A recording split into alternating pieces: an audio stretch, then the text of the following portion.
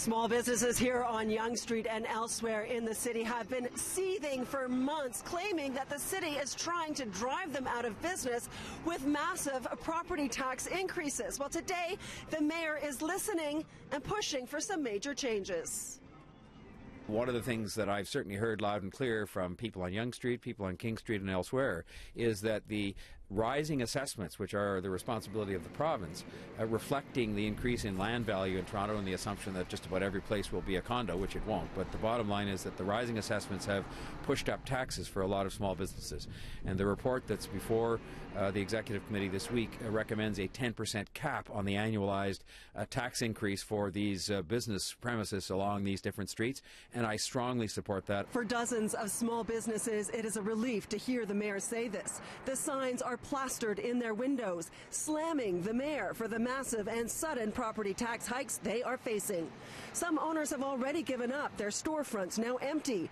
After the properties were reassessed by the province last year, their values skyrocketed. That's because the assessments, which are done every 4 years, are based on best use. In other words, they're valued the same as though there were a 40-story condo in its place. So the property taxes also soared.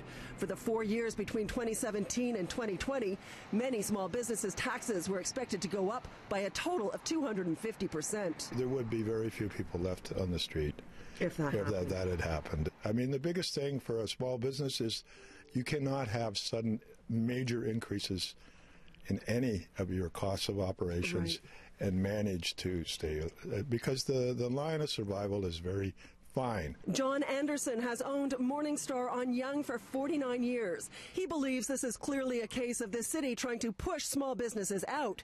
He says there's always been a cap on the tax hikes in the past, regardless of assessments, of no more than 7% or even less. He doesn't understand why the cap was lifted this time, but he's very pleased that the mayor has now seen the light. Fantastic. Fantastic. The city is listening. A 10% increase is manageable for me. Yeah, it is. Yeah, no question about it. David Moon and his family have owned Cosmetic World for 35 years. Like John Anderson, he feels like small business owners are under attack. Many had to pay 50 to 100% more in 2017. And while 10% would certainly be better than 50, David Moon says it's still too much. Our small business supports 5 families. And every other business supports, I'm sure, 2 or 3 families. What's going to happen to our community? We're being attacked by the government, by property taxes. We're being dinged by the CRA. They're chasing every avenue to squeeze every penny out of, on a federal level, provincial level.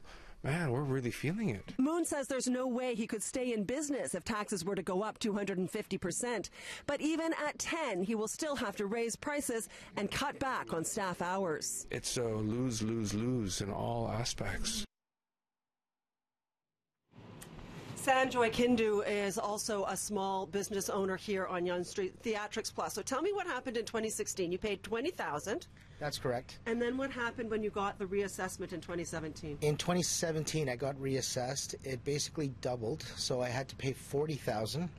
So I paid the $40,000. We fought it. A lot of business owners and myself got together, and basically that got reduced, and I was reimbursed $10,000. So you still had a 50% increase over the year before. What kind of impact does that have on you? It's actually been pretty hard. We actually now had to reduce employee costs. We had to reduce business hours. It made me work a lot longer, a lot more, to say. I've put in a lot more hours. Right. And am I getting anything out of it? I actually don't even pay myself. Really? Jeez. Well, let's hope the 10%, if that does go through, that report is going to Executive Committee next week. We'll see what happens.